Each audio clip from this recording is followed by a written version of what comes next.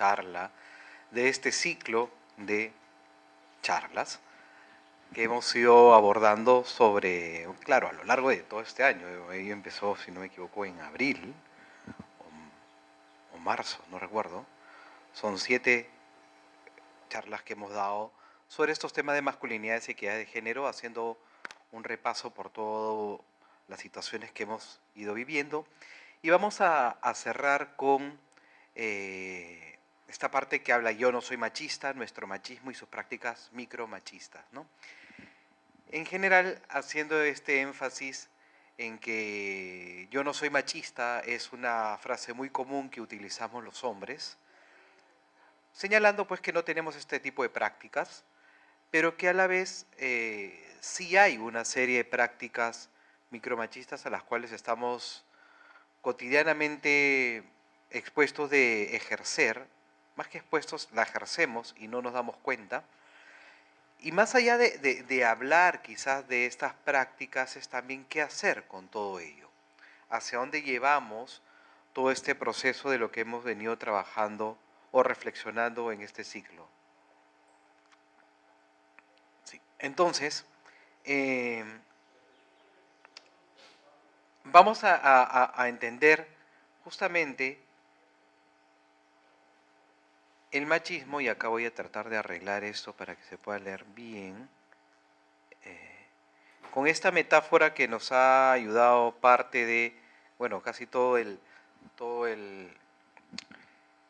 ciclo de charlas en general, que es la mesa como metáfora de Jaime Tellería. Esta mesa que nos propone reflexionar, me parece que es bien entendible, muchas personas la pueden cuestionar, pero creo que es una mesa que ayuda muchísimo para comprender justamente el ejercicio de la masculinidad hegemónica. Y habíamos hablado ya de esta masculinidad hegemónica, que como Connell lo ha venido mencionando, y como se sabe de la masculinidad hegemónica en sí, es esta imposición social que se tiene de un tipo o varios tipos de masculinidades que se consideran que son las válidas socialmente, las que nuestra sociedad nos dice que esta es la manera de ser hombre, esta es la forma en la cual los hombres hemos ido aprendiendo a cómo ser hombres, ¿no? Y que ello va a traer con nosotros una serie de situaciones complejas en la vida, porque este aprendizaje, como hemos señalado bastante, es un aprendizaje social que se hace a lo largo de toda nuestra vida. A lo largo de toda nuestra vida, los hombres crecemos en una sociedad, en una cultura, y hemos ido aprendiendo que esta es la manera de ser hombre, la manera válida de ser hombre, ¿no? A través de rituales de paso, a través de lo que nos van enseñando en las casas, en el hogar, en la escuela, en la universidad, en la calle, en distintos espacios, y van validando esta única forma de ser considerado un verdadero hombre.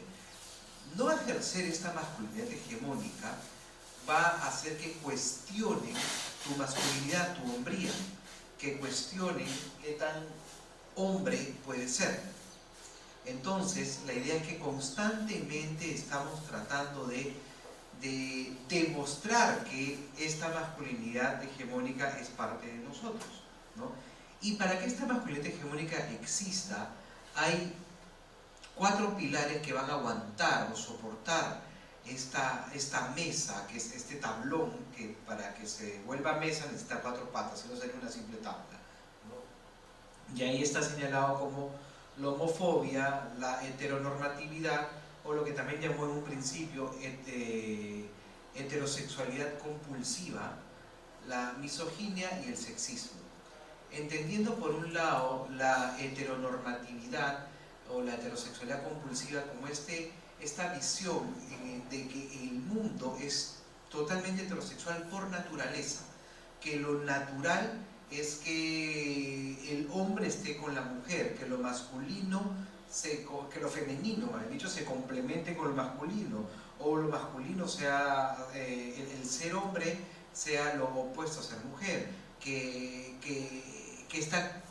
el complementarse sea parte de la vida, ¿no? Y el buscar siempre lo hétero en todos los aspectos.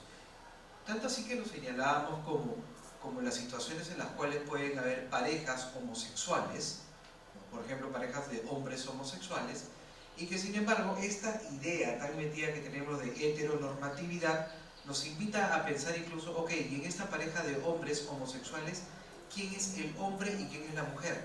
¿Quién hace el rol de como si fuese hombre o como si fuese mujer? Es decir, un rol activo o un rol pasivo, ¿no? Como entendiendo que ese es el mundo. Tanto así que esta heteronormatividad nos va a llevar a situaciones como muchas personas o sectores conservadores van a ir entendiendo de que al existir el macho y la hembra de la especie humana, es decir, un macho y una hembra, es decir, tienen que ser heterosexuales. Porque si hay un macho es porque hay una hembra, y si hay una hembra porque hay un macho, y la finalidad es la reproducción, una mirada incluso también biologicista. Esto se ha visto mucho incluso cuando sectores conservadores alguna vez debatían con estas personas de con mis hijos no te metas, y mencionaban esto de el estudio, el gran estudio que se hizo del genoma humano, ¿no? El genoma humano en la época de Barack Obama se hizo este estudio inmenso, muy largo, científico, de estudiar toda esta parte genética, ¿no? Para muchas cosas. Y una de las cosas que señalaban los con mis hijos no te metas era que en el estudio del genoma humano no se había encontrado el gen de la homosexualidad, ¿no? Cosa que durante muchos años siempre decía, bueno, una persona, ¿se acuerdan de esa pregunta? ¿Se hace homosexual o nace homosexual? ¿Okay? Y durante muchos años la postura fue, bueno, la persona nace homosexual, ¿no? Otros decían, incluso las personas nacen bisexuales, la teoría freudiana en un principio señalaba que las personas nacemos bisexuales, y la cultura va haciendo que, y sobre todo el tipo de relación y vínculo y cómo te vas identificando con tu figura masculina o femenina, o tu figura paterna o materna, va haciendo que te vayas haciendo más hacia lo homosexual o hacia lo heterosexual, ¿no? Cuando todavía no se entendía el constructo de identidad de género, identidad sexual en sí, ¿no?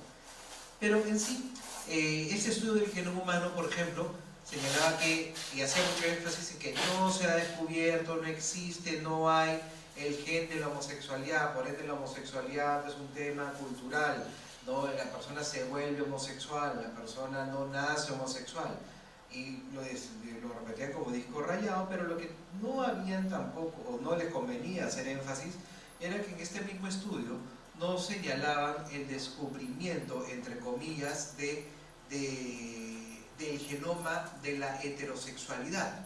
Eso quiere decir que la heterosexualidad, no había genes de la heterosexualidad, ¿me dejo entender? Entonces, claro, hablo lo que a mí me conviene. Digo, no hay un gen de la homosexualidad, pero tampoco es que exista un gen de la heterosexualidad. ¿Qué es lo que había? Hay gen de hembra y gen de macho de la especie, que te da caracteres físicos, orgánicos, como pene, vulva, hormonas en general, útero, próstata, etc. ¿Okay? Pero eso no quiere decir que porque tengas características físicas que se le atribuye al macho de la especie humana o a la hembra de la especie humana, ¿no? Sobre todo genitales, eso no quiere decir que tienes que ser heterosexual, ¿okay? Sino las relaciones heterosexuales, que son más heteroafectivas, amorosas, etc., va por otro lado. Pero nuestra idea es de ver el mundo heterosexual. Entonces, esto es una de las columnas importantes de esta masculinidad hegemónica. Otro aspecto es la homofobia.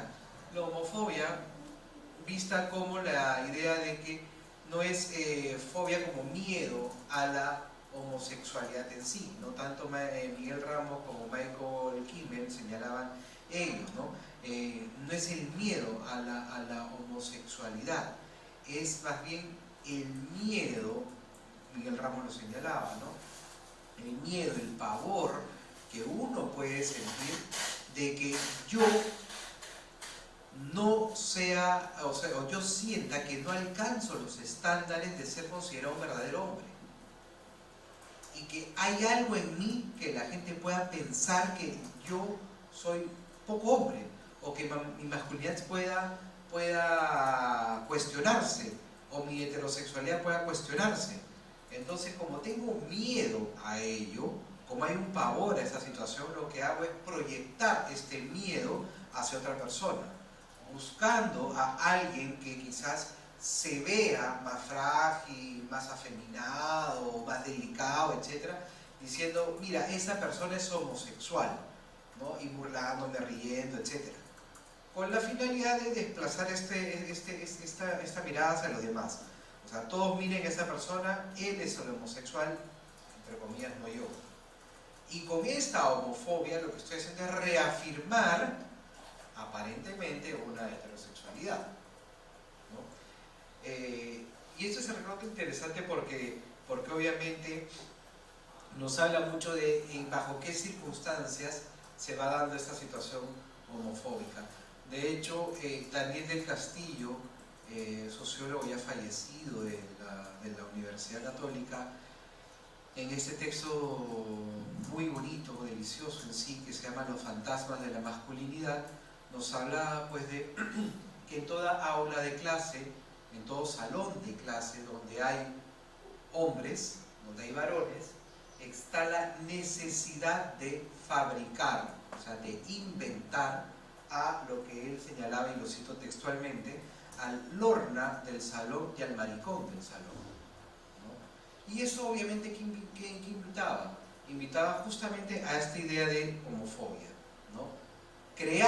Inventamos, quienes hemos estudiado en un colegio donde hay hombres, ya sea un colegio mixto, ya sea un colegio solamente de hombres, de inventar a la persona homosexual del salón, al gay del salón, al maricón del salón, ¿no?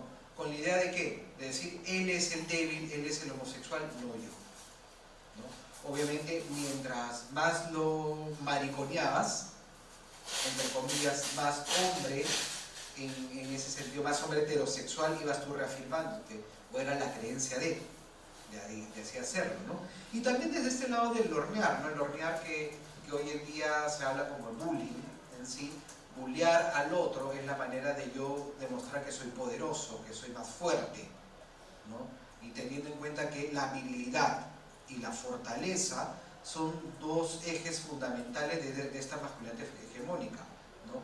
Norma Fuller en sus últimos trabajos lo reafirmó en ese trabajo que publicó en 2018, creo, 2019, este libro es ser difícil ser hombre, ¿no? La misoginia es el desprecio hacia la mujer, ¿no? Ese desprecio que hay hacia la mujer por el hecho de ser mujer, ¿no? Esa desvalorización que hay de la mujer. Esa desvalorización, como diciendo, la mujer no es... Acuérdense que en Occidente, sobre todo, vamos a hacer énfasis en Occidente, porque en Oriente también pasó, la cultura, sobre todo más que venía desde este lado católico, cristiano, apostólico, romano, este modelo mariano, lo que hacía era demostrar que la mujer estaba sumisa al hombre y que el rol de la mujer era totalmente sumiso, ¿no? Y esa era una forma de tener bajo control a la mujer, ya sea en su sexualidad, en sus roles, etc. Pero en este caso era el menosprecio a la mujer, ¿no? Creo yo que incluso que esta idea católica de la cual nace este mito de Adán y Eva, ¿no? Donde obviamente simbólicamente la manzana prohibida, etcétera, habla de justamente la vida sexual, ¿no? Habla de la vida sexual, habla de lo prohibido, de esta sexualidad distinta, la mujer manchada, como a raíz de ello simbólicamente también la menstruación es vista como algo sucio, ¿ok? Entonces ese menosprecio a la mujer, esta frase de mujer tenías que ser, ¿no? Es justamente un ejemplo de la misoginia. Y por el otro lado, el sexismo, que muchas veces se entiende por ver a la mujer como objeto sexual, que también es parte de ello. El sexismo resalta los roles sexuales. Los roles sexuales, o sea, que por el hecho de ser mujer o ser hombre, ¿qué roles tienes que cumplir? Y los roles que cumples en la sociedad, ¿no? Tú tienes que estar en la casa, tienes que dedicarte a los hijos, tienes que dedicarte a la crianza, no tienes que trabajar, etc. Eso es sexismo, ¿no? Entonces, obviamente, misoginia y sexismo dialogan mucho, muchas veces lo puede interpretar como dos caras de una misma moneda. El ejemplo más clásico de sexismo y misoginia es la pornografía, por ejemplo, ¿no? Y el ejercicio, el poner en práctica todo esto es el machismo, ¿no? De hecho, esta práctica machista es constante y Roy Galán, pues, ¿no?, que es un escritor y activista que ha trabajado muchos temas de masculinidades y de género, él habla que incluso que la masculinidad o el ser hombre se construye sobre la base de tres negaciones principales, ¿no? Negar que soy mujer, negar que soy niño y negar que soy homosexual, ¿no? Esas tres negaciones es recontra interesante porque es, digamos, la mochila que la masculinidad hegemónica nos coloca a los hombres. Tú tienes que demostrar todos los días que no eres mujer, no eres niño y no eres homosexual, ¿no? Entonces, frases cotidianas, ¿no? No llores, que pareces niñito, ¿no? No seas aniñado, no seas engreído. Alguna vez conversando con, con este con Alex Huerta Mercado, él me contaba el ejemplo de cómo Paolo Guerrero, ¿no?, fue muchas veces visto al principio de su carrera como Paolín, ¿no? Paolín, una persona engreída, se le decía, aniñada en el momento de jugar, con berrinches, qué sé yo, y conforme fue haciéndose más, madurando profesionalmente, madurando también emocionalmente, fue construyendo esta imagen de ser el capitán, ser el guerrero poderoso, etcétera, ¿no? Y ya no le dicen Paulín, se le dicen Paolo, guerrero, qué sé yo, ¿no? Capitán, etcétera. Entonces, como que vas ganándote esa categoría es importante, ¿no? Entonces, esta negación de que eres aniñado es parte de lo que tienes que demostrar. Demostrar que no eres mujer, ¿no? Y esta demostración que no eres mujer, uno dice, oye, pero no es lo mismo que demostrar que no eres homosexual. No, es totalmente distinto también. Porque puedes demostrar que no eres mujer, pero puedes demostrar pero pueden creer que te gustan los hombres. Y eso va más ligado hacia desligarte de lo femenino o lo poco masculino, ¿no? Y es algo constante, ¿no? O sea, cuando, por ejemplo, eh, leyendo varios trabajos que se hicieron en la maestría de género, no recuerdo el apellido de esta persona que trabajó una tesis sobre fútbol, ¿no? Eh, Nos hablaba justamente Rosales, ya me acuerdo, Rosales, hablaba de justamente cómo y conversando con él también, este lenguaje que se utiliza en el argot del fútbol, como diciendo pateas como hembrita, como mujercita, ¿no? Es una forma de demostrar que tienes que entrar con rudeza, ¿no? Que tienes que desligarte de el ser mujer, de este lado opuesto con el cual se construye la masculinidad, ¿no? Y obviamente lo homosexual como también incluso se vincula, como decía Fernando Cisneros en el proyecto Macho de Impares, cómo se desvincula, cómo se vincula lo homosexual a la cobardía, ¿no? Esa persona es una mujer recontra gay, recontra maricona, ¿no? Es un maricón por haber hecho eso, es como un símbolo de cobardía, ¿no? La cobardía vinculada como el poco hombre. Entonces, este ejercicio del machismo es cotidiano, es constante. Lo que pasa es que la idea de machismo que se tiene es justamente la idea del hombre violento, del hombre que mata, ¿no?, del feminicida, el hombre que violenta todos los días a su pareja, a la mujer, ¿no? Entonces, obviamente, esa situación es como que, acá sí no es lo mío, ¿no? Yo no soy machista porque yo no pego, porque yo no golpeo, ¿no? Incluso que cuando muchas veces en las marchas o movilizaciones que han existido y hay de mujeres, ya sea mujeres feministas, ya sea mujeres que luchan por alguna situación de derechos, etcétera, ¿no? O sea, fuese, ¿no? No quiero etiquetar en algo, ¿no? Hay esta frase de el machismo mata, ¿no? El machismo mata. La mujer que fue muerta, fue asesinada, ¿no? Víctima de un feminicidio, es producto del machismo. Entonces, ¿qué sucede acá? Yo no me vinculo con eso, porque yo no le pego a alguien. Al yo no golpear a alguien y mucho menos matar a alguien, no me voy a ver como machista. Es un tema de no visibilizarme con algo, ¿no? Entonces es algo importante ver cómo también estamos enfocando el machismo en general, ¿no? Una de las prácticas machistas y consecuencia es el feminicidio, no es lo más grave, digamos, lo más terrible, pero también es igual de terrible otros tipos de hostigamientos, otros tipos de situaciones machistas que constantemente ejercemos.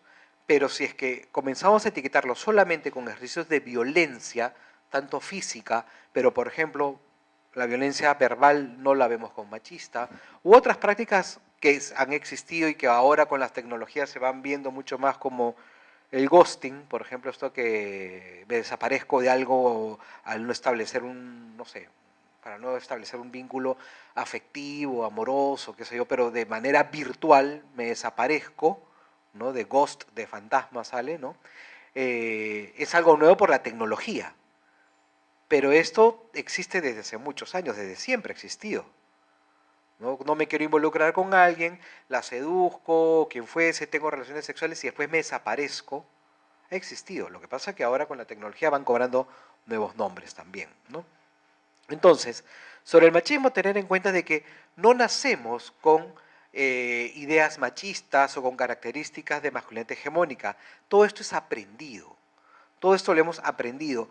Un gran error ha sido de creer que el machismo es parte de la herencia del ser hombre, de la herencia genética del ser hombre, ¿no? Porque como comenzamos a vincular el machismo con violencia, ¿me dejo entender? Ya he hablado de las situaciones de violencia, comenzamos a entender como que, claro, lo que pasa es que, y siempre la explicación biológica va a sustentar muchas cosas para muchas personas, ¿no? Lo que pasa es que los hombres somos más fuertes físicamente, porque los hombres durante muchos años nos hemos dedicado, no sé, pues a la casa, hemos tenido que afrontar situaciones y qué sé yo, y la violencia es algo natural. No, la violencia no es natural. La agresividad sí es algo distinto y eso sí puede ser parte de algo natural, porque los animales también son agresivos, porque la agresión, el ser agresivo, el agredir a otro ser, es con una finalidad principalmente de sobrevivencia, de, de, de ante una situación de riesgo, cubrir o proteger algo que para mí es importante. Por ejemplo, y coloco siempre estos ejemplos de si a un perrito o una perrita que está con sus cachorros dándoles de amamantar y le quieres quitar a un perrito, lo que va a hacer es te va a morder o va a gruñirte. Si a un perrito le quieres quitar su comida, te va a gruñir y te va a morder. O sea, está siendo agresivo para proteger lo suyo. Si a una persona, ya sea un papá o una mamá, le quieres arrebatar a su hijo o su hija, va a ser agresivo y va a gritar, golpear, patear, lo que fuese, o incluso hasta matar por salvar a su hijo o hija. ¿Está siendo violento? No, está tratando de proteger lo suyo. ¿Me dejó entender?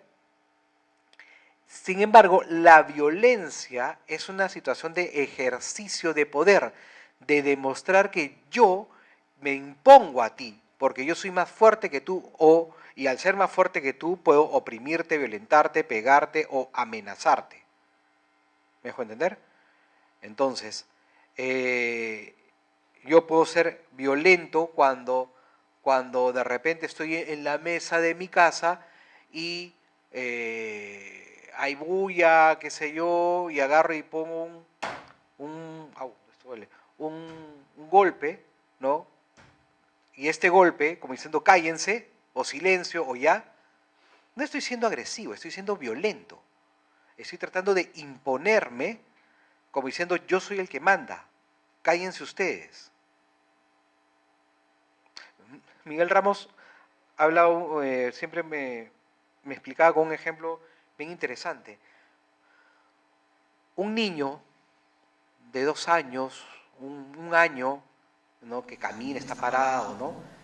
Y está llorando porque quiere su leche, ¿no?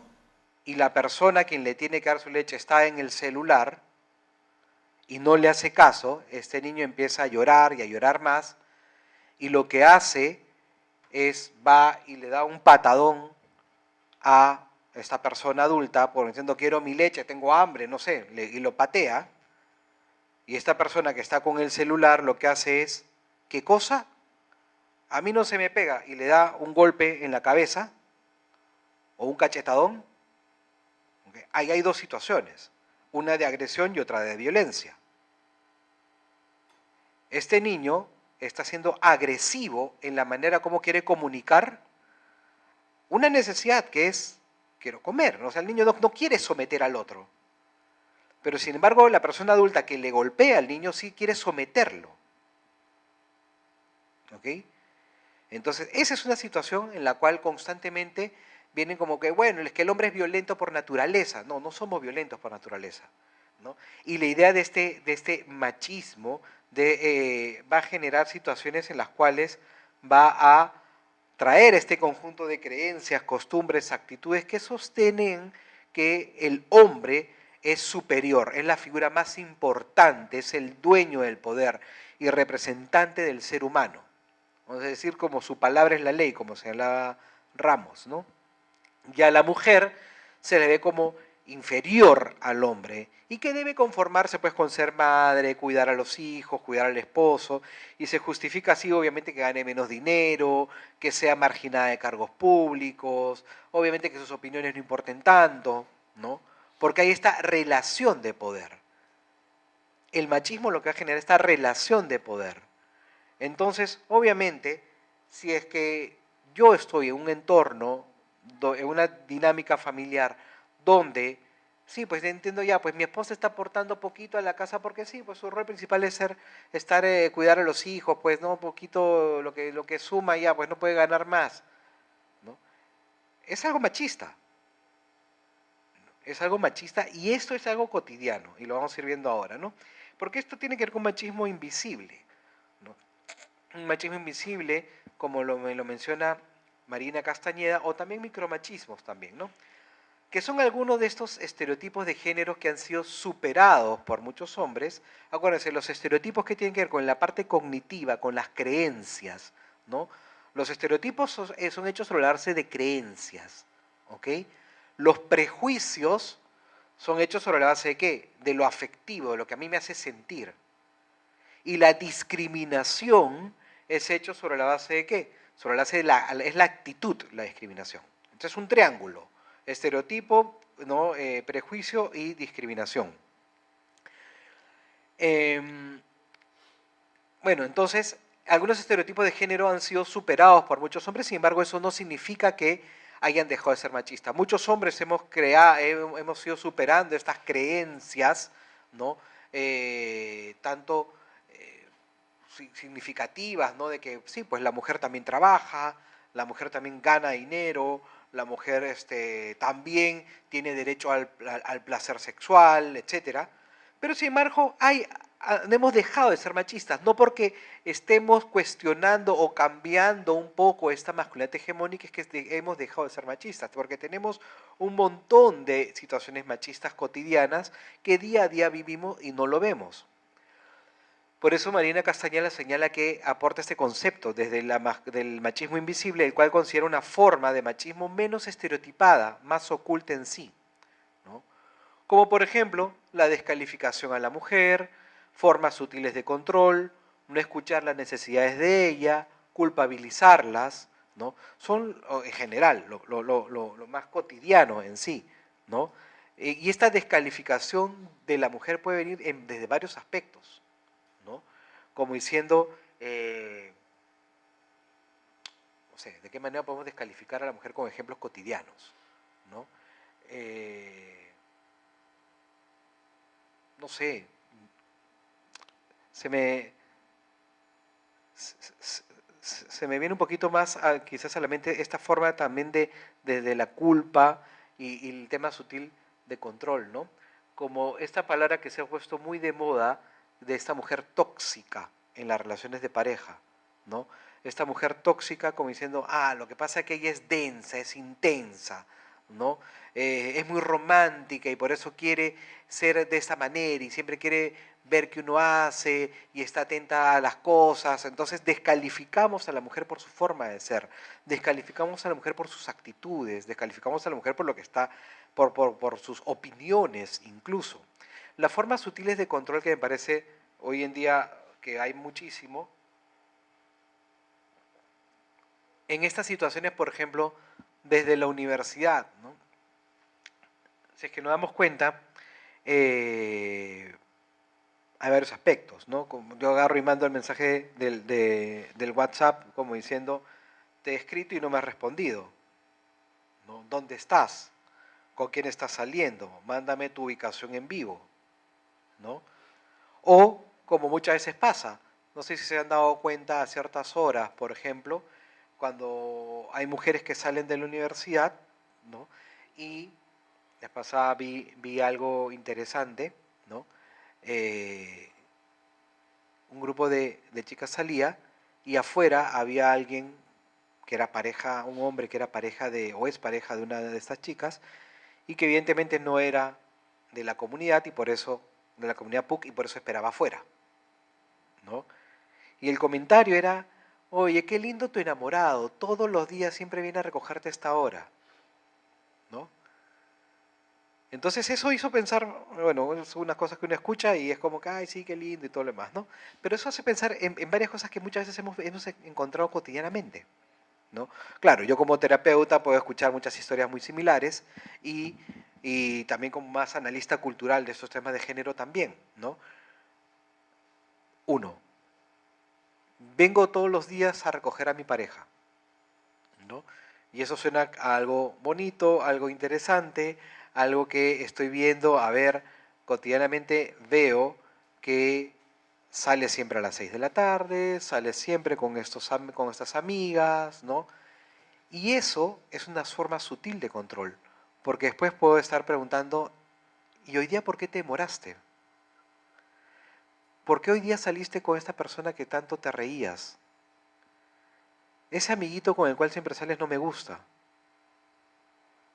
Entonces, no es que el hombre solamente va a recoger todos los días a la mujer, sino también hay un tema de control.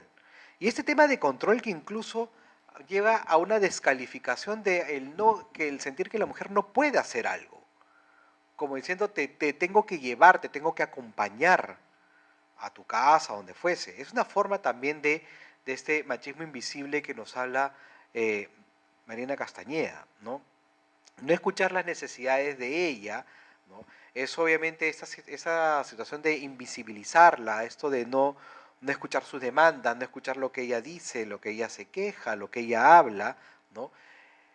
Y que alguna vez lo señalaba cuando hacen estos famosos, no sé, pues hay un psicoterapeuta que siempre sale como muy polémico en la televisión hablando de terapias de pareja y tiene incluso hasta sus monólogos que habla de cállate loca, ¿no? Me tienes harto, ¿no? Como diciendo, no te escucho y te trato de una persona tóxica, ¿no? Que en psicología el tema tóxico no existe, ¿no? O sea, el tema tóxico es un argot mucho más popular, pero no es un constructo psicológico, pero entendemos hacia dónde va, ¿no? Es una forma, obviamente, de tener todo esto bajo control también. Y por otro lado está el culparla. Acuérdense que el culpar a la mujer o responsabilizar a la mujer es un ida y vuelta. Porque cuando hablamos de, de los espacios, los lugares físicos que se han ido creando socialmente, tanto para el hombre como para la mujer, cuando hay esta transgresión del espacio físico o el espacio social, va a generar culpa, ¿no?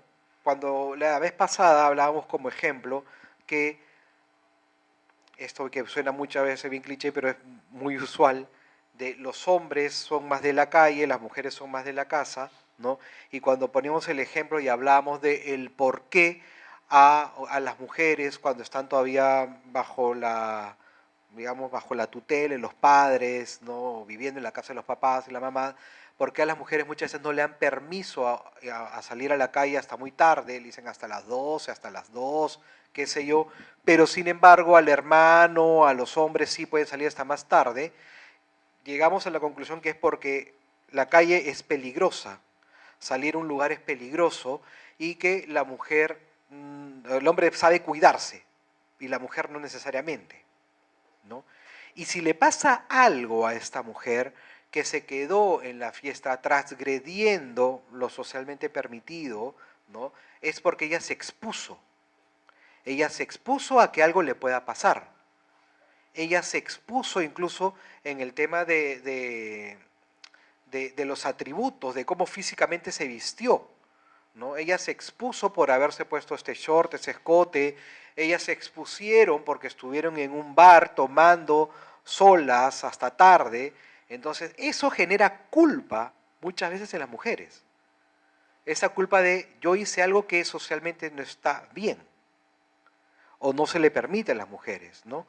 Y eso es algo sumamente interesante porque, claro, nosotros desde nuestro lugar podemos cuestionar, decir, bueno, esto no sucede, pero sí sucede, ¿no? Cuando hemos trabajado mucho con mujeres víctimas de violencia sexual, no hablo solamente de violaciones, sino de tocamientos, hostigamientos, ¿no? Llega un momento en el cual se pueden sentir culpables de que ellas hicieron algo a las cuales se expusieron, ¿no? Entonces, eso por un lado. Y por otro lado, también el culpar, esa culpabilización que generamos los hombres hacia las mujeres en actitudes, en situaciones que pone. Tú te expones haciendo eso, ¿no? O es tu culpa, incluso si es que vamos a temas más de como madres también, ¿no?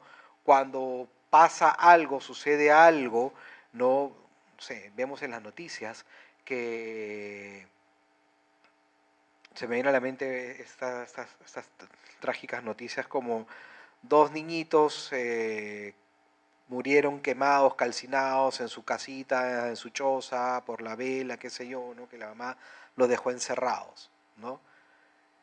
Porque la mamá tenía que salir a trabajar y no tenía con quién dejarlos, ¿no? O sea, ahí hay una culpa. Madre irresponsable, madre desnaturalizada, ¿no? Como porque se cree que, erradamente, que la naturaleza de la mujer es la maternidad, la crianza, y, y hay esta culpa de, de la desnaturalización de el lado de la preocupación y por ello, o de la crianza y por eso los abandonó o los dejó, ¿no? Obviamente, la culpa tiene una connotación mucho más incluso hasta religiosa en sí, pero más allá de este ejemplo que puede ser muy extremo, la culpa de muchas mujeres que sienten que no pueden dejar el rol de la maternidad, ¿no? Porque, versus priorizar el tema del trabajo, ¿no? Y eso es algo interesante que se vio ahora a raíz de la pandemia también, ¿no? De estos estudios, encuestas que saca Ipsos, había una que decía que había un porcentaje importante, no recuerdo la cifra exacta, pero había un porcentaje importante de muchas mujeres que señalaban que después de estar trabajando de modo remoto, modo virtual por la pandemia, les era mucho más difícil volver a la presencialidad porque sentían que había aumentado sus compromisos en las labores domésticas. Y dejar esas labores domésticas las puede hacer sentir culpables en sí, ¿no? Entonces por ahí va esta mirada de cómo vamos viendo el tema del machismo, ¿no? Entonces, ¿qué se puede hacer con eso, no? Y ahí viene todos los como se le dice, ¿no? Reconocer, reconfigurar, resignar, resignificar, etcétera, ¿no? Entonces, primero hay que reconocer que estamos en una situación donde hay desigualdades, hay inequidades, ¿no? Que ser hombre es totalmente distinto a ser mujer, que los hombres estamos en situaciones mucho más de privilegio versus a todas las mujeres que existen, ¿ok? Por lo menos estamos hablando de nuestra sociedad, ¿no? Mientras no reconozcamos que hay estas diferencias, mientras no reconozcamos que el machismo es producto de una serie de todas estas construcciones sociales, ¿no? Y nos quedamos nos quedamos en cosas validando incluso como diciendo, no, pero a los hombres también nos pegan, no, pero a los hombres también nos han matado, ¿no? Eso le quita, obviamente, no solamente seriedad, sino el tener esta mirada al problema en sí. Reconociendo que hay esta desigualdad, ¿no? Hay que entender también y reconocer cómo nosotros como hombres hemos sido víctimas de este machismo. Porque claro, la idea es, a ver, ¿por qué voy a cambiar yo? Y si nos miramos desde un lado de mucho más poder, ¿no? Yo siendo hombre, heterosexual, cisgénero, en una sociedad pues que está hecha a mi medida, ¿por qué voy a cambiar? ¿En qué voy a cambiar? O sea, ¿para qué voy a cambiar? ¿Qué voy a ganar con eso? No. Entonces hay que reconocer que como el machismo también creó en nosotros situaciones con las cuales alguna vez hemos reclamado o hemos sentido un gran golpe. Y uno de esos aspectos tiene que ver, por ejemplo, en nuestra crianza, ¿no? Cuando hemos trabajado estos temas con hombres y viene esta pregunta, pero bueno, yo soy así, siempre ha sido así, no ha pasado nada, ¿no? Y conectamos con el lado más afectivo de uno y comenzamos a reconocer en cómo, por ejemplo, yo fui criado bajo este modelo porque quien me crió así fue mi papá y mi mamá. Y cómo mi papá también, mi padre, estoy hablando de hombre, también fue víctima de este machismo y cómo el machismo de mi papá, pudiendo haber sido la persona más buena del mundo, afectó en mí. Por ejemplo, en no poder manifestar afecto, cariño, amor de manera hablada o física hacia mí, ¿no?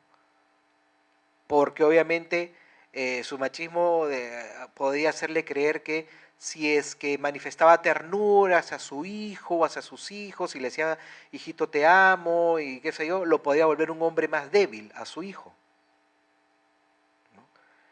Entonces, cuando hemos trabajado desde ese lado, muchos hombres han dicho, y se le ha preguntado, por ejemplo, ¿cuándo fue la última vez que tu papá te dijo te amo? ¿No?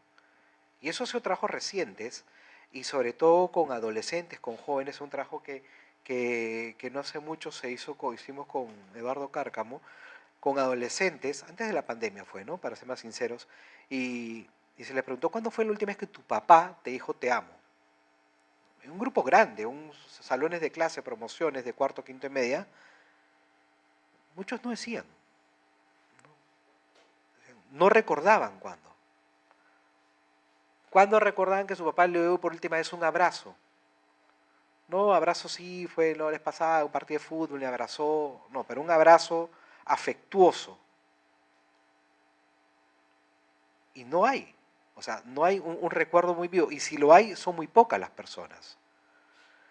Entonces, ese reconocer que yo también soy así producto de algo que, que, que he vivido, o sea, que yo también soy producto de este machismo, que mi forma de cómo también soy pareja, cómo la he pasado mal en situaciones de pareja, es producto de cómo también he visto las relaciones de otras personas producto de este machismo.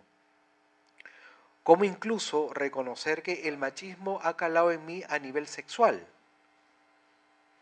cuando obviamente he sentido presión de tener de que tengo que tener una buena performance a nivel sexual con mi pareja, porque es parte de lo que me va a validar como hombre o no, o de repente socialmente también cómo tengo que comportarme para ser validado como hombre. Entonces, ese reconocimiento de lo que yo he sido también parte de este machismo es algo importante.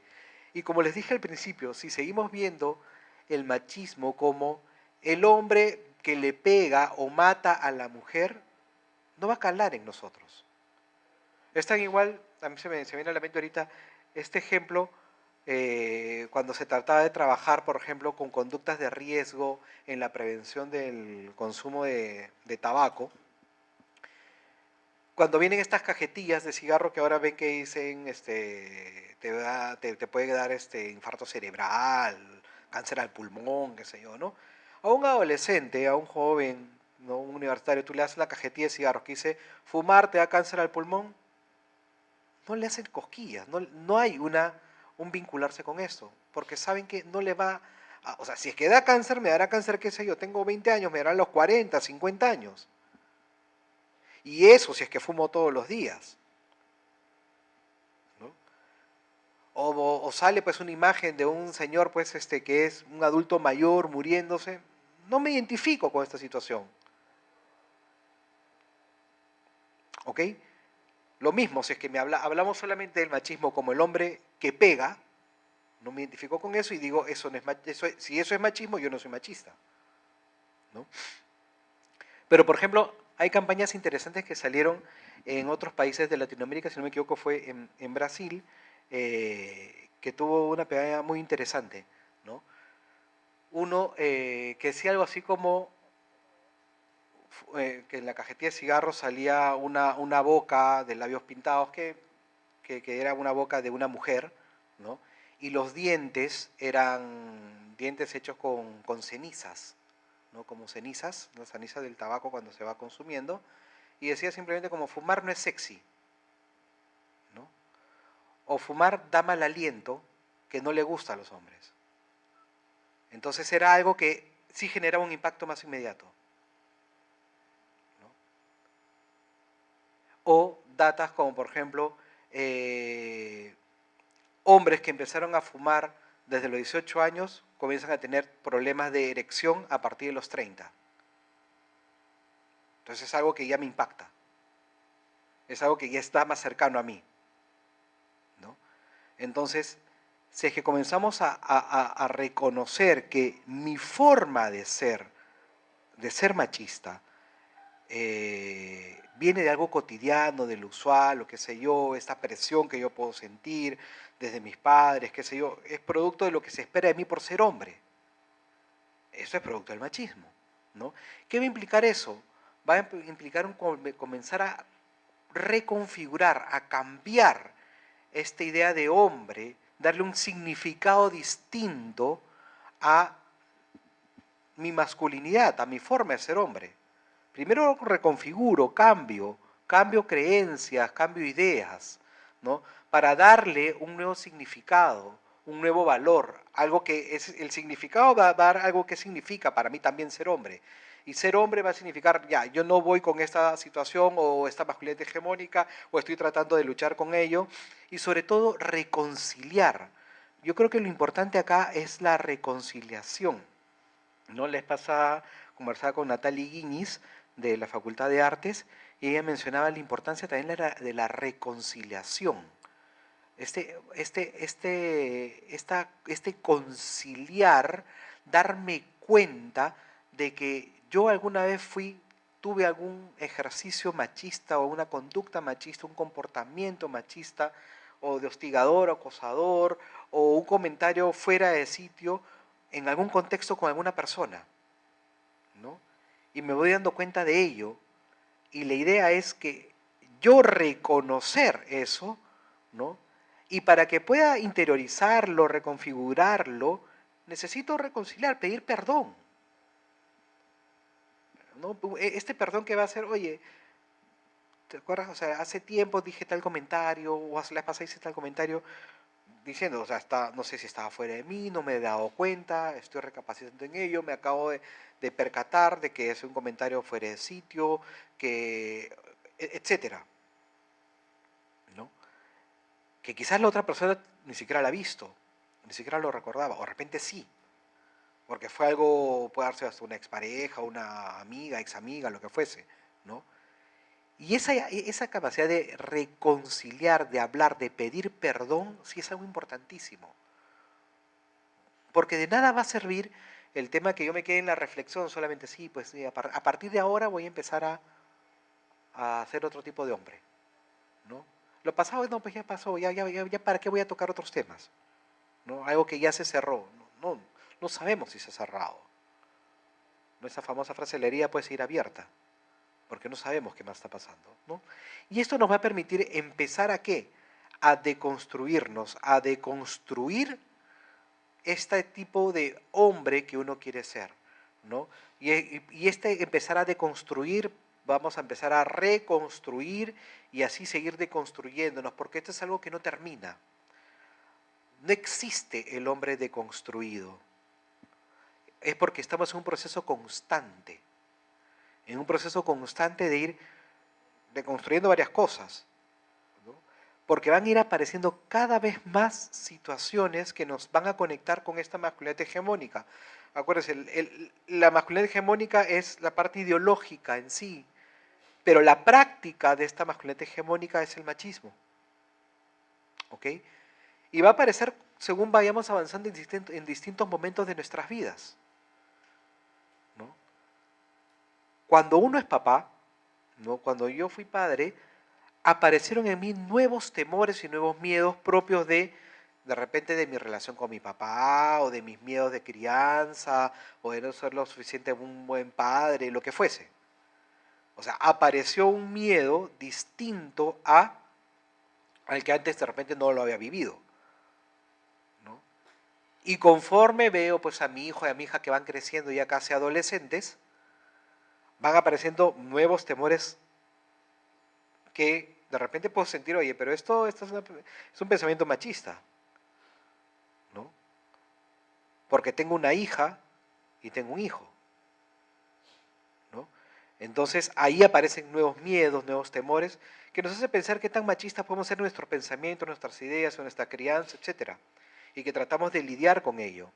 Entonces esto de que porque trabajo estos temas ya soy el hombre deconstruido no existe, pues. No existe. Es una lucha constante. Es una lucha constante que día a día vamos haciendo, ¿no? De hecho, si es que queremos un cambio, pues a futuro, como señalaba Bourdieu, que estos cambios se necesitan varias generaciones, no recuerdo, 3, 4 generaciones para ver un cambio en sí.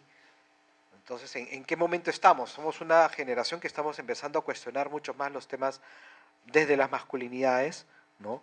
Eh, por eso yo no comparto nombres como somos hombres deconstruidos.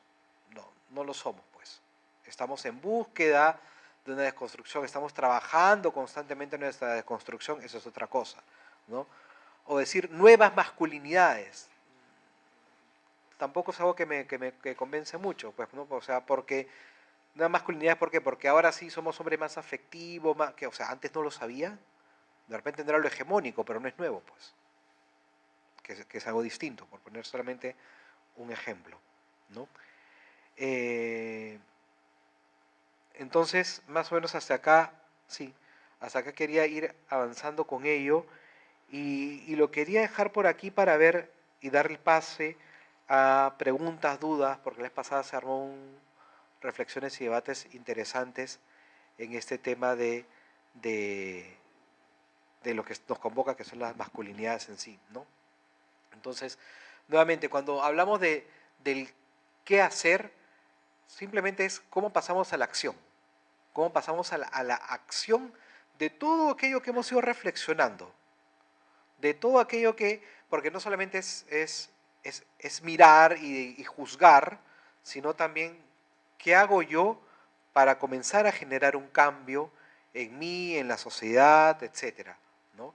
Y esto da mucho miedo a, a los hombres, ¿no? Da mucho miedo porque da el miedo y como algunos hombres han sentido, y eso lo digo sobre la base de la investigación que hizo Pamela Saavedra en la maestría de género y también un poco cuando lo conversaba con Carolina Godoy de la Facultad de Psicología en su licenciatura, que trabajaron con hombres que pertenecen a este activismo, ¿no?, de nuevas masculinidades, para entenderlo entre comillas, ¿no?, donde salieron algunos aspectos interesantes. Y el miedo es que muchos hombres, cuando empiezan a trabajar y a cuestionar su propia masculinidad, ¿no?, de lo que han ido viviendo, qué los motiva para generar este cambio, ¿no?, los pone en situaciones de vulnerabilidad, ¿no?, y los pone en situaciones donde pueden sentirse, voy a ponerlo así, como estresados, porque constantemente se sienten observados de que tienen que comportarse de una manera ejemplar. ¿Me dejo entender? Porque ya supuestamente son hombres, entre comillas, deconstruidos, ¿no?, y que ellos van a tener un doble juicio al respecto, ¿no? Pamela Saavedra justamente hizo una tesis muy interesante, muy bonita, donde comparaba este activismo de hombres en Chile, porque ella es chilena, con hombres peruanos en este activismo, ¿no? Y salió esta reflexión en el debate, digamos, de la sustentación, el cómo para muchos hombres incluso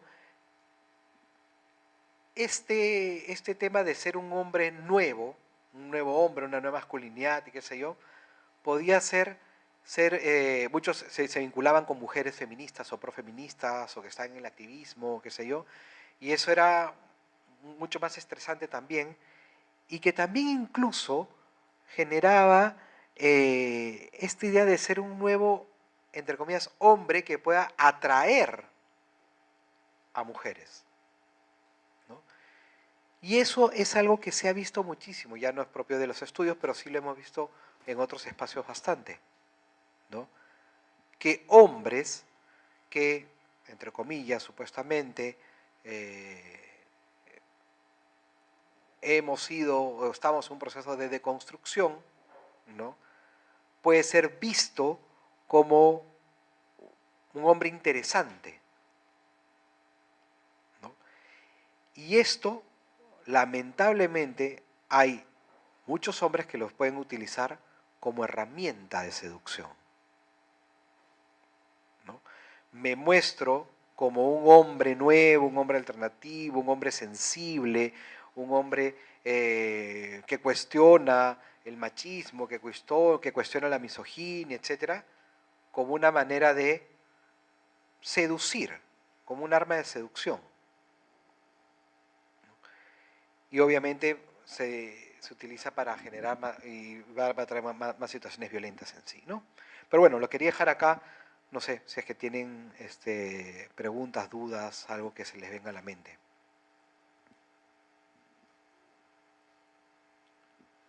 Sí. ¿Qué tal? Eso que mencionas al último me parece bien interesante, porque creo que hasta es bien humano, ¿no? Esto de instrumentalizar cualquier tipo de movimiento, pensamiento, filosofía, siempre y cuando me beneficie. O sea, creo que ahí es una mezcolanza de muchas cosas, porque ahí también yo le daría el individualismo que hay, sobre todo en nuestro país, creo yo. Creo que se suscribe a eso, ¿no? Porque siento que sí, ¿no? Mientras me dé beneficios a mí y lo instrumentalice para mi bienestar, genial, pero sí, me tengo que cuestionarme. Y ahí también traía el tema de los grupos de masculinidades, donde también hay eso, ¿no? Yo soy por así decirlo, la persona que va a ayudarlos, pero yo estoy por encima de ustedes, ¿no? Por lo tanto, ustedes tienen que aprender, y se forma esta dinámica de también, no sé cómo llamarlo, gurú o persona que pueda manejar eso. Y es bien interesante ese momento de instrumentalización, que yo lo resumiría con esa palabra. Sí, me gusta el término también, ¿no?, de instrumentalización. Y habría que pensarlo en qué otras situaciones también se han venido utilizando, ¿no? Sí, sí, sí, o sea, se vienen muchas situaciones y ejemplos en sí, ¿no? Ahora, individualización versus egoísmo sería algo interesante de ir viendo allí, ¿no? Pero creo que ahí sería más que todo también cuando algo se vuelve perverso, ¿no? Porque lo perverso, la perversión, vamos del lado más etimológico, ¿no? O sea, esa idea de perversar cuando, cuando no me acuerdo si era en Grecia o en Roma, ¿no? El caudal del río, ¿no? Se pervertía, cambiaba el cauce para que el cauce del río llegue a mis tierras, porque no estaban llegando a mis tierras. Y no me importaba, además. No era que le haga no sé, pues, un caminito, sino cambiaba todo el caudal, o todo el cauce, más bien dicho, todo el camino, creo que se llama cauce, ¿no? Para que vaya a mis tierras y no me importaba a los demás, que se frieguen los demás, ¿no? De ahí viene esa palabra, ese ejemplo de esa palabra que es la perversión en sí, ¿no? Cómo yo soy consciente, una perversión bien patológica, no soy consciente, sé que eso está generando daño a los demás, ¿no? Entonces, eso es bueno, tenerlo en cuenta. Ahora, ¿cómo dijiste que era el término? Instrumentalizar algo. Instrumentalizar algo. Esta instrumentalización puede ser que en momentos al principio sea algo más de uso, más de beneficio inmediato. Me voy dando cuenta que esto me genera, pero de ahí a irlo incorporando, irlo cambiando, ir dándote cuenta, yo creo que es algo interesante, ¿no? Por ejemplo, ¿no? Conversando con hombres que están en estos movimientos de hombres, ¿no? Que ahora hay muchísimos, han aparecido muchísimos. Al principio habían todos estos hombres que decían, sí, yo soy hombre feminista, hombre feminista, hombre feminista, qué sé yo, ¿no? Y de ahí a un tiempo me encontré con algunos de ellos, ¿no? No les decía nada del feminismo porque yo tengo una postura al respecto, pero después me decían, no, ya no soy feminista, soy profeminista, ¿no? En el sentido de que, al cual yo también me considero profeminista, ¿no? En el sentido de que comparto todo lo que dicen el feminismo, pero sé que esa no es mi lucha, ¿no? Que yo soy parte también del problema. Entonces no puedo ser, o sea, me dejo entender, o sea, para mí es una mirada totalmente individual. Esta lucha feminista es de mujeres o de personas que se identifican como mujeres, no hablo de mujeres trans específicamente, pueden haber feministas que consideren que las mujeres trans no son feministas, ¿no? Pero no es el tema que vamos a argumentar, para mí sí, pero en ese sentido yo desde mi construcción, ¿no? Hetero, cisgénero, etcétera, soy parte de este problema y seguramente va a seguir siendo parte de este problema y trato de serlo menos, ¿no? Entonces puedo ser pro de ello. Entonces, ¿cuál es mi posición desde ese lugar? ¿No? Entonces, esa instrumentalización lo trato de traer como ejemplo ahorita, ¿no? Como al principio puedo utilizar estos ideales feministas, hablar feminismo y qué sé yo, qué es mi lucha, etcétera, pero después no, o sea, me voy dando cuenta de que no solamente no es mi lucha, sino que yo tengo que verme que también soy parte de ello y cómo puedo sumar o sea, pro estas luchas feministas en general, ¿no? Igual con lo pro LGBT, LGBTIQ+, etcétera, ¿no? Entonces es creo cómo lo vas procesando, cómo lo vas cambiando, cómo esto también va siendo parte de ti, ¿no? Y eso es un proceso en general, ¿no? Que es largo, cuestiona a cada uno, como te digo, cada etapa de vida es totalmente diferente, es totalmente distinta, eh, como las etapas universitarias, ¿no? Digo, perdón, como las etapas del desarrollo humano, ¿no? Cuando somos más hacia los finales de la etapa adolescente, somos más creyendo que somos omnipotentes, que nada nos va a pasar, somos totalmente revolucionarios, queremos cambiar el mundo, me voy a comer al mundo, una especie de Che Guevara reencarnado en este siglo, etcétera. Y conforme vamos avanzando en la vida, y incluso, en mi caso, hasta el sistema mismo nos va consumiendo, vamos aterrizando en distintas situaciones, ¿no? Y eso es parte también del ir avanzando en sí, ¿no? Pero está bueno el punto, me gusta, me dio ese concepto para trabajarlo más. Doctor, me gustó mucho lo que trabajó, lo que explicó acerca del tema de la cobardía con referencia y con relación al maricón. Eso pasa constantemente en mi círculo, mi familia, y yo he tratado de mencionar, como a veces dicen, qué maricón eres, y la palabra correcta es qué cobarde, como ha hecho la acción. Pero quería que desarrolle alguna más de ese tema. Sí, bueno, de hecho es que lo que sucede es que es que hay varias situaciones que nos colocan en una situación de poder, ¿no? Y el mariconear a otro nos coloca en una situación de poder. Ahora, hay que tener en cuenta de que hay palabras que son totalmente peyorativas con las cuales hemos crecido, ¿no? Maricón es una de ellas. Y vamos a ir entendiendo varias palabras con las cuales por lo menos mi generación fue creciendo y que ahora no solamente desde lo políticamente está mal decirlo, sino que no se debería decir que es distinto, porque lo políticamente correcto, incorrecto,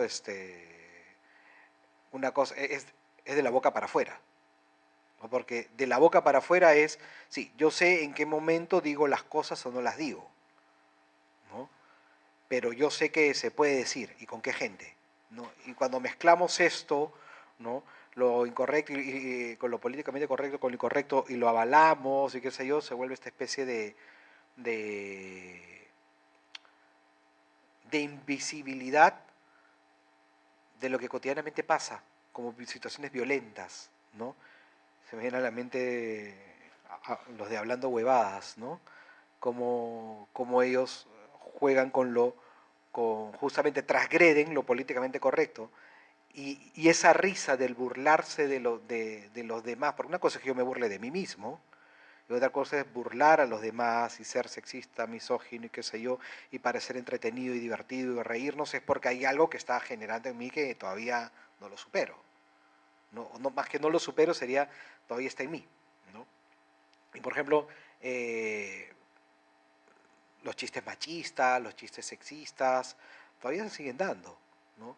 Pero, por ejemplo, en temas como el racismo, ahora ya no lo, ya lo señalamos más, ¿no? Comenzamos a decir cada vez menos el tema, bueno, en algunos lugares más, pero el tema del negro versus el afrodescendiente, por ejemplo, ¿no? Es algo interesante, ¿no? O como decían antes a las personas con síndrome de Down, ¿no? O sea, mongolitos, y lo mongolito era como que válido, o lo neurodiverso también, o sea, hay varias cosas que tienen que ir cambiando.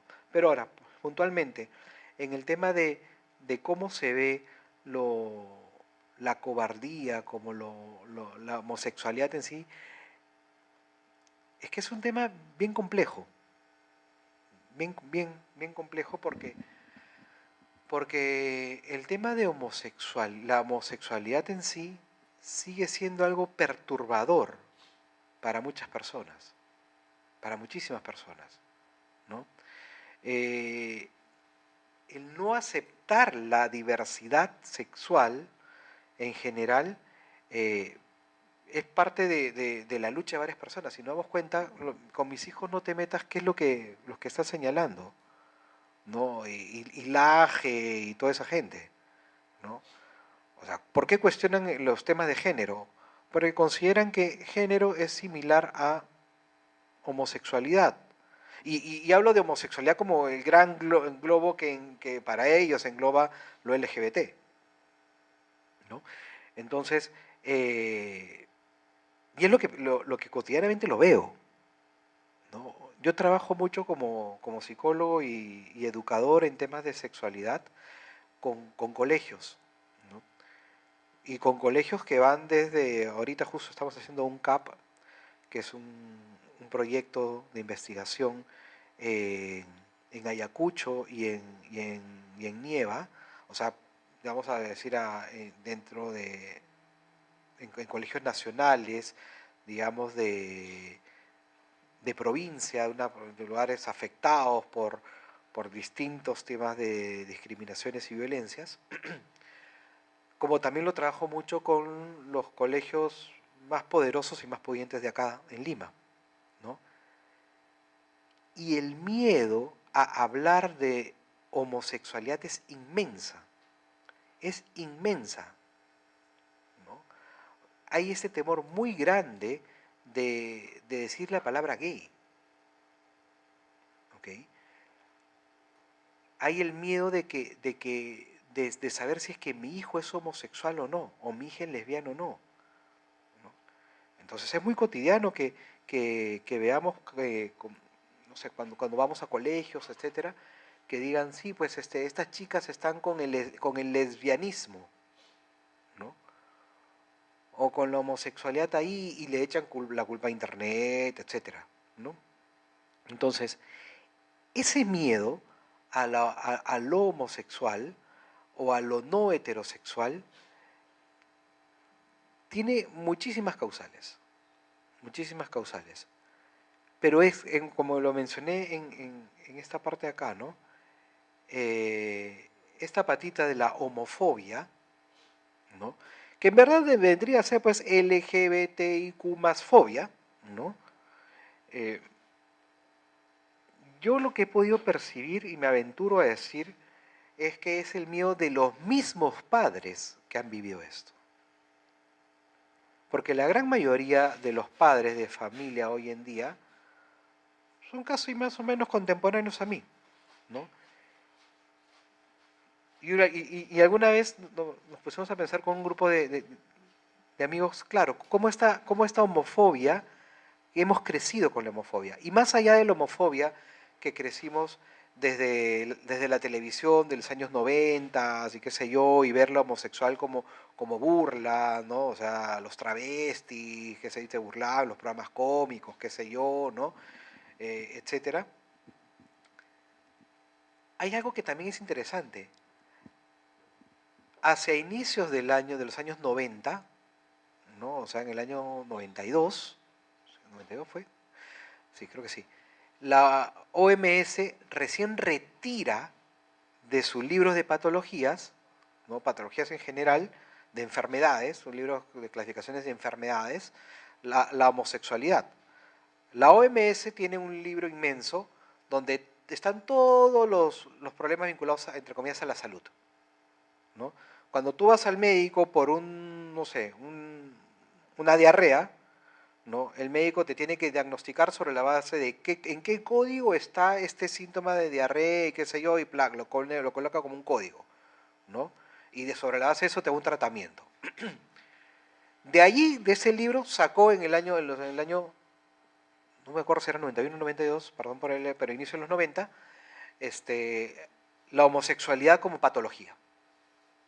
La APA ya lo había sacado en los años 70, ¿no? Pero ya la OMS lo sacó mucho después porque la OMS comenzó a investigar mucho más cosas, ¿no? Entonces, al sacarlo recién en los años 90, ¿qué pasó? En los años 90, los padres de familia de hoy en día eran más o menos la gran mayoría adolescentes. Es decir, estos adolescentes habían sido criados por padres, papás y mamás, que probablemente eran baby boomers, ¿no? De la generación baby boomer posterior a la Segunda Guerra, que nacieron en los años que nacieron los fines de los 40, 50, 60, qué sé yo, ¿no? Y que crecieron con la idea de que la homosexualidad es una patología, ¿no? Entonces, hasta que llegue el mensaje a Perú, ¿no? O sea, no sé, puede llegar al día siguiente con un fax, ¿no? Pero hasta que se trabaje, se concientice que la homosexualidad no es una patología, pasa un montón de tiempo. Más aún teniendo en cuenta que teníamos en los años 80 y en los años 90 con mayor énfasis, que ya aparecía, que ya había la pandemia del VIH, ¿no? Que era conocido como la peste rosa y que solamente le daban a los homosexuales, así como se conoció al principio, ¿no? Y en los años 90, pues, no se pensaba, Freddie Mercury se murió de SIDA, Magic Johnson, no sé si se acuerdan de ese personaje, un basquetbolista, tenía VIH-SIDA, ¿no? Ernesto Pimentel, finales de los años 90, ¿no? Dicen que dijo que públicamente que tenía VIH, ¿no? Entonces, era justamente el tema de ir viendo qué pasaba ahí. Entonces era el miedo al homosexual, ¿no? Entonces, fuimos criados con este miedo a la homosexualidad. Pero ahora, la cobardía en sí y vincularlo al homosexual, claro, lo que pasa es que parte de esta construcción de la masculinidad y lo que señalaba, pues, no solamente Connell, sino también Norma Fuller en su investigación de masculinidades, para ser un verdadero hombre tienes que ser valiente. No solamente fuerte, bueno, son varias cosas, ¿no? Pero no solamente ser fuerte físicamente y también mentalmente, fortaleza emocional, tener todas las emociones bajo control, sino también ser valiente. ¿Ok? La valentía es uno de los rituales de paso que los hombres constantemente tenemos que ir demostrando. Si en el colegio te buscaban bronca o pelea, tenías que pelearte. Y si no te peleabas, ¿qué eras? Eras un cobarde, ¿no? Preferías que te peguen y te saquen la mugre a nunca llegar a esa pelea, ¿no? Porque ese día te sacaron la mugre y te pegaron, pero la gente ya sabe que no va a poder meterse contigo, porque tú vas a responder, ¿no? Entonces, si es que eres un cobarde, eres un poco hombre, ¿no? Y poco hombre está vinculado a lo poco masculino. La homosexualidad está vinculada a lo poco masculino, ¿no? Entonces, de ahí va saliendo esa situación de, de la valentía, o en ese caso la cobardía, como opuesto a la valentía, que lo que el hombre tiene que mostrar, ¿no? Y lo que mencioné, pues, ¿no? Que tenía que decía Gale, ¿no? Que los hombres tenemos que demostrar las 24 horas del día, los 7 días de la semana, que no soy mujer, no soy niño, no soy homosexual, ¿no? Gay, perdón, lo que sea Roy Galán. Ya. Justo sumando esto, o sea, lo que estás comentando, no sé, también unos días conversé con un padre de familia que tiene un hijo. Su hijo tiene, me dijo, 8 años, si no me equivoco, y me dijo que su hijo era muy sensible, que eso le preocupaba, porque lloraba mucho y era muy emocional, que eso le preocupaba porque eso iba a hacer que le choque mucho el colegio, que lo agarren de punto y no podía ir. Dice que me reforzó eso de que estaba intentando enseñarle a su hijo que no podía ser así, porque no podían agarrarlo de punto, y que no podía dejar que otros lo traten mal, y que por eso es que tenía que buscar tener un carácter más fuerte, más masculino. Sí, eso también y que obviamente choca ahí con esta propuesta que está cada vez más vigente de la, de la educación respetuosa, la crianza respetuosa, ¿no? Respetar el punto de vista de los hijos, escucharlos, validar sus emociones, ¿no?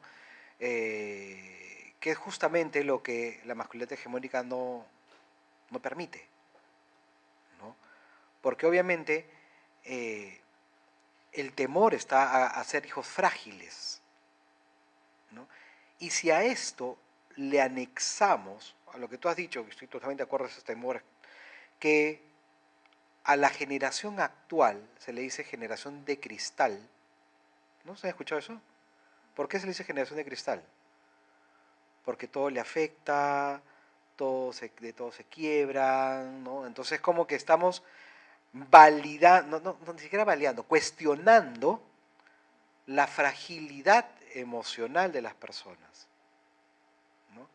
No se le puede decir nada porque llora, no se le puede decir nada porque se queja, no le puedes, o sea, no eres hombrecito, pues, ¿no? Si eres hombrecito, el hombre no se queja, el hombre no está cada rato señalando dolor, ¿no? Ni mucho menos, como dices, emocional.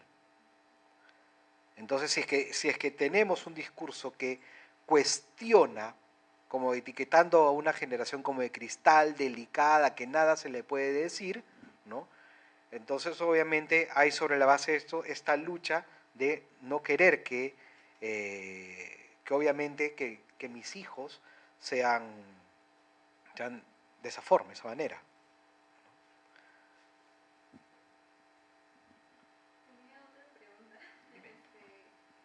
Me quedó un poco de duda, tal vez, en cuanto a las manifestaciones del machismo invisible que estabas comentando.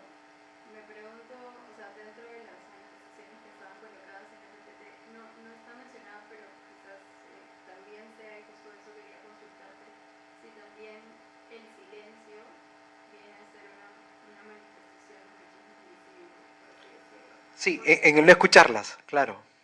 ya, claro, porque Sí. siempre, bueno, al menos he escuchado de algunas personas que dicen, no, yo no apoyo machismo, pero es como que siguen quizás estando en grupos de WhatsApp en donde se pasan fotos de Ah, otras ok. mujeres o por ejemplo, han escuchado sobre, o sea, están en grupos que ejercen acoso sexual o, incluso dentro de no solamente verbales, sino también tocamientos, pero como ellos no lo hacen, dicen, no, yo no apoyo eso, son mis amigos, y finalmente es como que me pregunto si ese silencio también viene a ser como una Sí, totalmente. Habría que ponerlo más puntualmente acá, ¿no? Como de repente no sé, vamos a buscarle un término, silencio podría ser, ¿no? Eh, pero que se me viene con este tema de, es que yo creo que más que silencio, es, no es que son mis amigos, yo creo, ¿no? O sea, claro, son mis amigos, no creo que he hecho eso, que sé yo, soy una exagerada. Yo creo que ese es el discurso, ¿no? Pero internamente yo también lo hago, yo también soy así, ¿no? Y ese es un punto sumamente importante, ¿no? Alguna vez, bueno, ahora con todo el movimiento que se viene haciendo para bien de luchar contra el acoso sexual en la universidad, ¿no? Eh, alguien alguna vez me mencionó como diciendo, oye, ahora que están con todo esto del acoso hay profesores que están comportándose bien, ¿no? Y dijo, ¿comportándose bien? Pues enseñó a otra persona, o es que están con miedo y tienen que, o sea, callarse, están como sintiendo que están caminando sobre cáscaras de huevo, probablemente, probablemente, ¿no?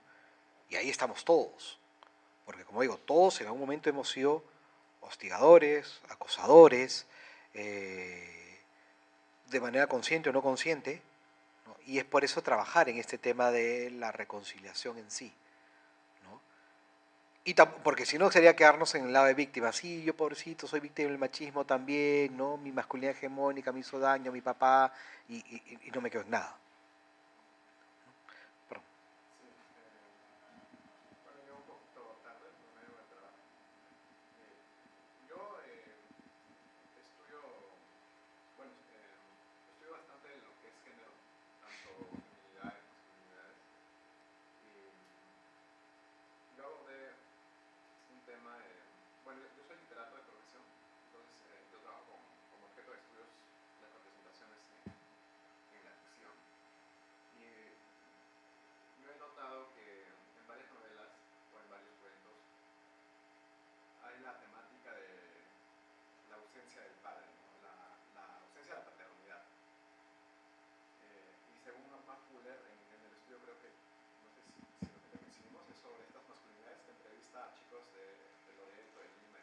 Ujú. En una parte decía que una cosa es ser hombre, como lo acabas de mencionar, es ser fuerte, es ser emocionalmente también, no llorar, ¿no? Los hombres no lloran. Y por otra parte, el ser hombre también significa hombría. Y la hombría tenía que ver también, según Norman Fuller, en este libro, y según los testimonios, en ser responsable con la familia, con el hijo, con la esposa. Y cuando ese hombre abandonaba a su hijo, a su esposa, era también un hombre cobarde. O sea, no solamente por el hecho en el caso de Malcolm Eres, ¿no? Porque no te atreves a hacer este reto, ¿no?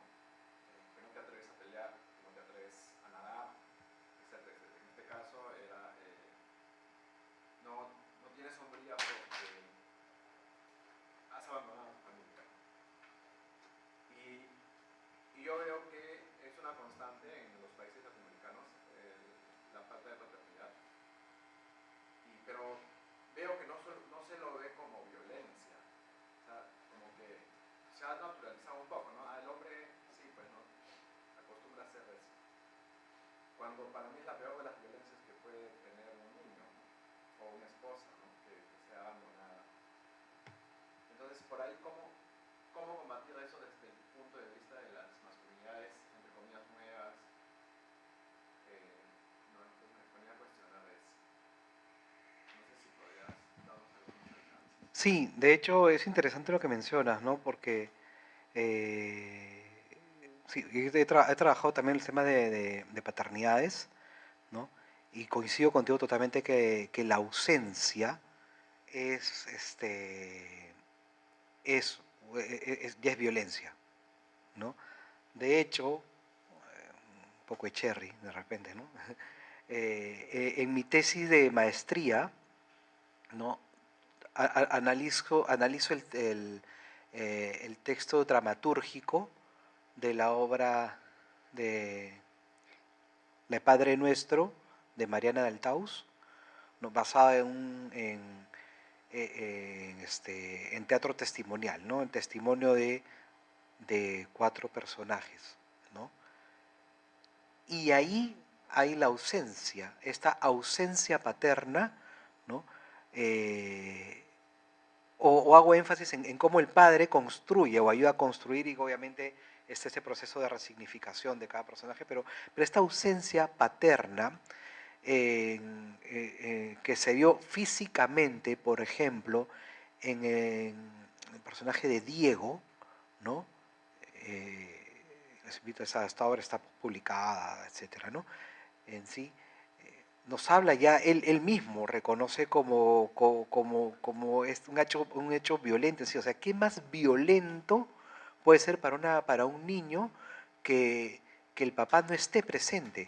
O sea, pero ojo, no solamente no esté presente desde el lado de la negación de la paternidad, o sea, no te firmo, no te crío, no te educo, sino también desde este lado de ausencia, que también es muy fuerte, de que estoy aquí a tu lado físicamente, pero prefiero ver televisión que jugar contigo, ¿no? Que es algo sumamente interesante, ¿no? Eh, sí, es bastante. Y sí, o sea, yo igual, ¿no? O sea, hay muchísimas cosas de, o sea, analizar la- los personajes de la paternidad, los padres, en, en la literatura, nos damos cuenta, o sea, y ahí me pongo a pensar, ¿no? Fíjate, por ejemplo, o sea, más allá, no voy a cuestionar si es que eso no es literatura, pero o qué tipo de literatura es, pero por ejemplo, los libros últimos de Renato Cisneros, ¿no? O sea, para mí es un claro ejemplo de cómo él está procesando su vínculo con su papá.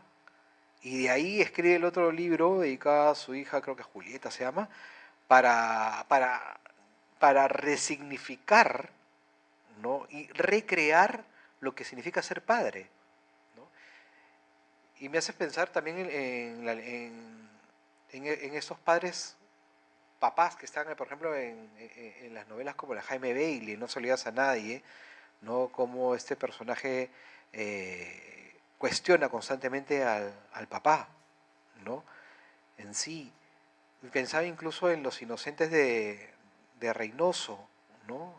Para mí es un muy buen libro para estudiar los temas de masculinidades, como en este libro, es más, si es que uno lo lee y no solamente, si es que vimos en la obra de teatro que montó Sami Samayoa hace un par de años, podíamos ver incluso cómo está, o sea, para mí se vuelve un clásico Reynoso. ¿Por qué se vuelve un clásico? Porque, porque yo creo, es la concepción de lo clásico en ese aspecto, es que el problema sigue siendo real, no sigue pegando y no es anacrónico. Si bien puede ser ambientada en los años 50 de Lima o un poco antes, quizás, no lo sé, el problema sigue dándose, ¿no? Y la violencia de colorete, la feminización de Cara de Ángel, el príncipe como el valiente, el vivo, qué sé yo, y ¿cómo se llamaba el otro? El último el cual narran. El más niño, ¿no? El que era el niño, que se vuelve como la esperanza, el Rosquita, ¿no? Como se vuelve la esperanza, ¿no? Como diciendo, tú no seas así como nosotros, ¿no? Que es algo sumamente interesante, ¿no? Pero que incluso si es que vemos el tema de, de la paternidad y la construcción como la identidad en general, podemos ir a bueno, la obra más clásica que hay desde el teatro. Yo te hablo de mi experiencia porque yo soy más de teatro, dentro de la literatura con Hamlet, ¿no? O sea, cómo esta construcción y esta búsqueda y toda esta crisis que genera el padre muerto, ¿no? En general, ¿no? Y que en sí, ya me está dando cuerda hablar de otras cosas, ¿no? Como Shakespeare mismo va a proyectar en Hamlet, ¿no? La muerte de su hijo Hamnet, porque Shakespeare tuvo un hijo que se llamaba Hamnet, ¿no?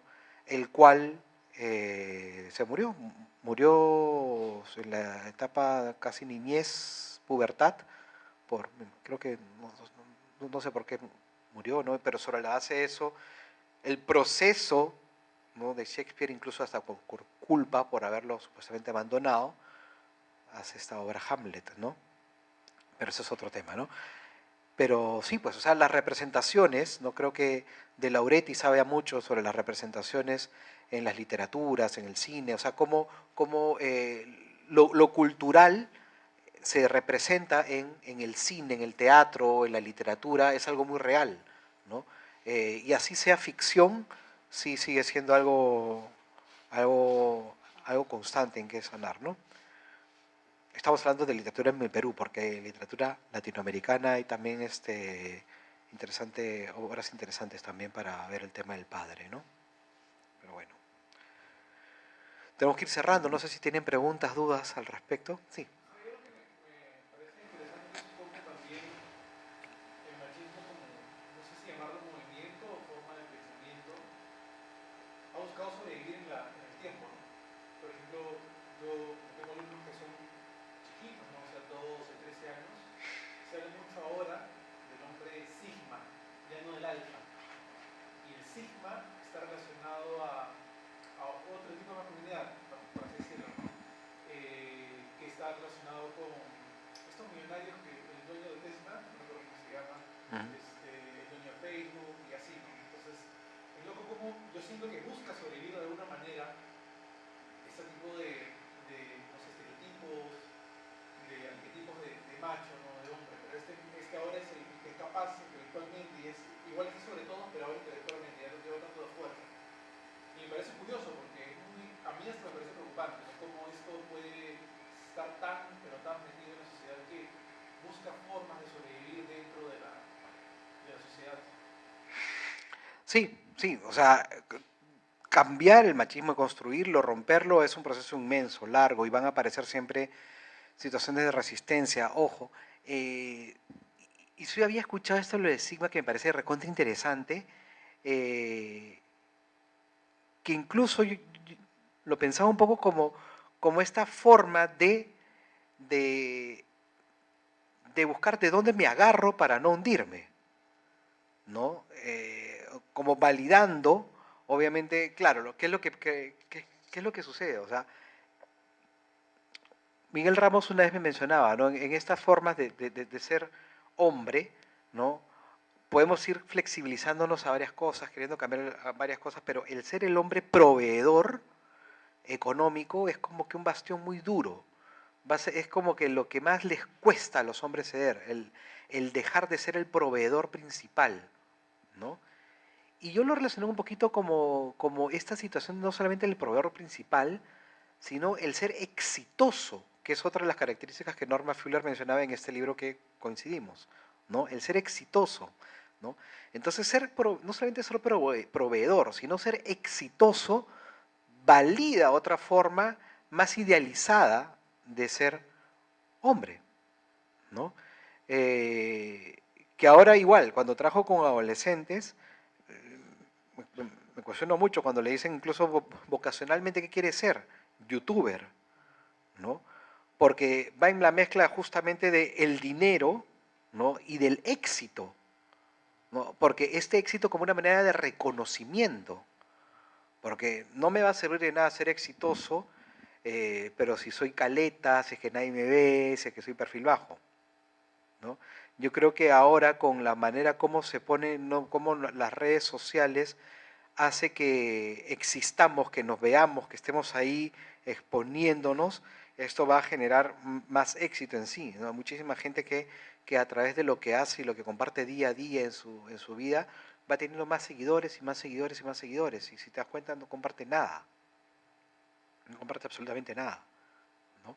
Pero sin embargo, sí es importante este éxito, este reconocimiento, ¿no? Entonces, éxito, de reconocimiento más proveeduría, ¿no? Lo agarran desde el lado de lo masculino, ¿no?